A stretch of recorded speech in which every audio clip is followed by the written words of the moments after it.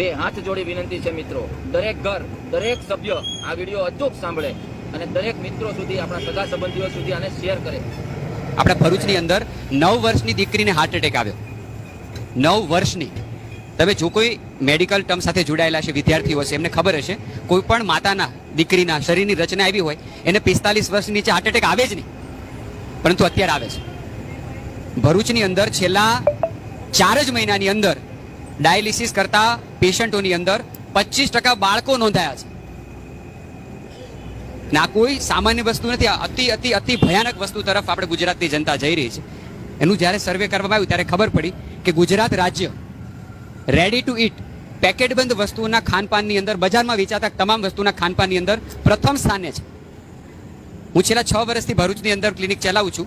છેલ્લા 1.5 વર્ષની તમને વાત કરું, 1.5 વર્ષની અંદર નાના બાળકો ડાયાબિટીસની પ્રોબ્લેમ, કેન્સરની પ્રોબ્લેમ, કિડની ફેલ્યોરની પ્રોબ્લેમ, અસ્થમાની પ્રોબ્લેમ, ચામડીના રોગોની પ્રોબ્લેમ, આ છેલ્લા માત્ર 2 વર્ષ પહેલા આ સમસ્યા આટલી બધી નહોતી, પરંતુ છેલ્લા 2 વર્ષની આ સમસ્યા અનેક ગણી વધી છે, અનેક ગણી. એટલે સભ્ય સમાજના લોકોએ, જાગૃત નાગરિક અને થોડા સંવેદનશીલ સંસ્કારી પરિવારો હવે ચેતવાની જરૂર છે. કારણ કે આપણે વડવાઓ કહી ગયા ને, સંતો કહી ગયા, જેવું અન્ન ખાય એવો ઓડકાર હોય. હવે આહાર એટલી હદે આપણો બગડી ગયો છે કે જો હવે જાગૃત નહીં રહે તો ત્રીજી પેઢી, આપણી તમારા ઘરમાં જે નાની પેઢી ઉછરી રહી છે ને, એ ભયાનક ગતિ તરફ આગળ વધી રહી છે. અને આ લોકોનું ટાર્ગેટ છે જગતના ધનાઢ્ય 10 થી 12 પરિવારોનું એક ગ્રુપ છે, અને એનું બહુ મોટું ઇન્વેસ્ટમેન્ટ ફાર્માસ્યુટિકલ ક્ષેત્ર છે. અને આવનારા સમયની અંદર સૌથી મોટામાં મોટી કોઈ બીમારી હોય ને, મંચ ઉપર બેઠું છું છતાં મારે બોલવું પડે છે, એ ઇન્ફર્ટાલિટી છે, બાળકો પેદા નહીં થાય. એટલે આ લોકો હવે, ભારતમાં એ લોકોને પરમિશન મળતી નથી, જાપાનમાં એ લોકોને પરમિશન મળી ગઈ, કોરિયામાં પરમિશન મળી ગઈ, ત્રીજા રાષ્ટ્રનું મને નામ ખબર નથી. યંગ લોકો યુટ્યુબમાં વિડીયો પણ જોયો છે, 35 મિનિટની આખી ક્લિપ છે.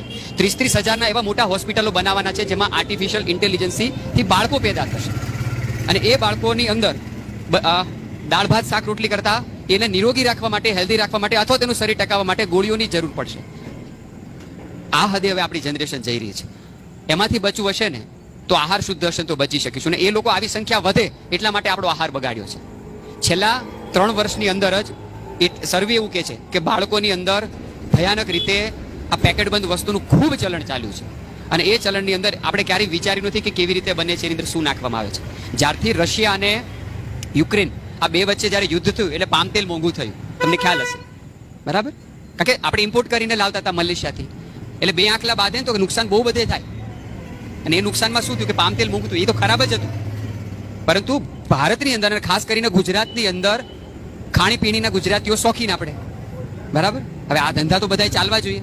તમે જેટલી પણ બેકરી પ્રોડક્ટ જોવો છો, જેટલી પણ bakery product, branded by branded, તમે કંપનીનું નામ લઈ લો, બરાબર? 2 જ વસ્તુમાં, માં ઘરે ભાખરી રોટલી બનાવે તો મોણમાં તેલ નાખે. પરંતુ તમે જે કંઈ બેકરી પ્રોડક્ટ આપણે ખાવ છો, બજારમાં વેચાતી તમામ એવી વસ્તુ કે જેમાં તેલ વપરાય છે, આ લોકો હવે નવી વસ્તુ આવિષ્કાર કરી છે જેને જિલેટિન, મટન ટેલો અથવા તો પોર્ક મીટ કહેવાય છે. દુનિયાની અંદર સૌથી વધારે બીફ ખવાય, ગૌ માંસ, અને સેકન્ડ નંબર ઉપર પોર્ક મીટ ખવાય, સુવરનું માંસ ખવાય. પણ એની આંતરડાની ચરબી ક્યાંય વપરાય નહીં, એને બોઇલર કરીને પ્રોસેસ કરવી પડે. અને બધી બેકરી પ્રોડક્ટોમાં, ફરસાણોની અંદર, આપણે જે કંઈ પેકેટબંધ વસ્તુઓમાં ખાઈએ છીએ ને, એમાં બહુ વપરાય છે. સવાલ હું તો કહું, માત્ર શાકાહાર માંસાહારનો પણ નથી, પરંતુ બાળકની બોડી ડાયજેસ્ટ ન કરી શકે. શરીરની અંદર સુવરની ચરબી જાય તો શરીરનું તાપમાન જ્યારે 40 ડિગ્રી કરતાં પ્લસ થાય તો જ પચી શકે, નહીતર ના પચી શકે. આપણા શરીરનું તાપમાન 37 થી વધે જ નહીં. એટલે બાળકને મેગી ખવડાવો તો પહેલા એને તાવ લાવો, તાવ આવશે તો જ મેગી પચશે, નહીતર નહીં પચી શકે. અને હર રોજ ભારતની અંદર 12 કરોડ પેકેટ વેચાય છે, 12 કરોડ એવરી ડે. અને એમાંથી 15% કરતાં વધારે હિસ્સો ગુજરાતનો છે. એટલે બાળકને આપણે શું ખવડાવી રહ્યા છીએ આપણે જરા વિચારીએ. એટલે તમામ પેકેટબંધ વસ્તુની વાત છે, તમામ પેકેટબંધ વસ્તુ વધતા આજે પેકેટબંધ વસ્તુ ખવડાય છે. હમણાં આપણા ભરૂચના જ એન્જિનિયરિંગ કોલેજ છે ને, બરાબર? ત્યાં આપણા એક પરિચિત ભાઈ રહે છે, જોબ કરે છે ત્યાં. એની છોકરીને અચાનક બીમાર પડી, હાજી નથી થતી, એટલે સિવિલ લઈ જવી પડી. સિવિલ લઈ જાય ત્યારે ખબર પડી એને બોન મેરો કેન્સર છે. તમને ખબર છે 9 વર્ષની દીકરીના મા બાપનું છે કે પપ્પા મને દવા આપીને મારી નાખો, આ પેન મારાથી સહન નથી થતું. અને હરરોજ 22 કેસ નોંધાય છે સિવિલ હોસ્પિટલમાં, બધા જ ગુજરાતના. આ તો નોંધાય છે એની વાત છે, નાના કેટલા હશે જે નહીં નોંધાય. બોન મેરો કેન્સર એટલે ખબર છે, વ્યક્તિ કેટલી પીડા હદે ભોગવતું હોય અને બહુ વધી રહ્યું છે.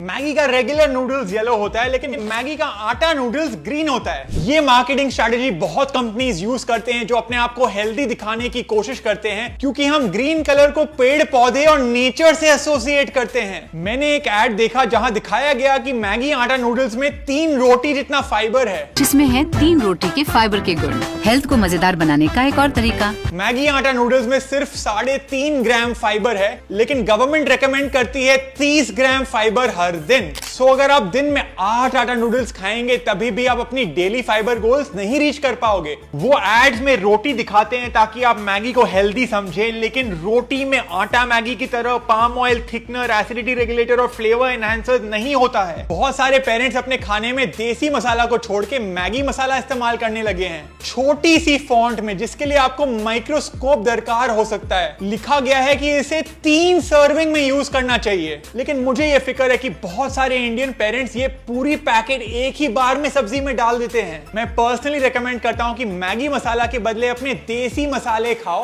क्योंकि मैगी मसाले में पाम ऑयल, कलर्स और फ्लेवर्स हैं जो आपके सेहत के लिए बहुत हानिकारक हो सकती है। मैगी से बेटर ये 3 नॉन स्पॉन्सर्ड ऑल्टरनेटिव्स हैं। मेरी पूरी लाइफ में मैंने एक ही स्टेटमेंट देखा है जो टेस्ट भी हेल्थ भी से भी बड़ा झूठ है, और वो है ये। You want to save yourself? Are you saying you're a virgin?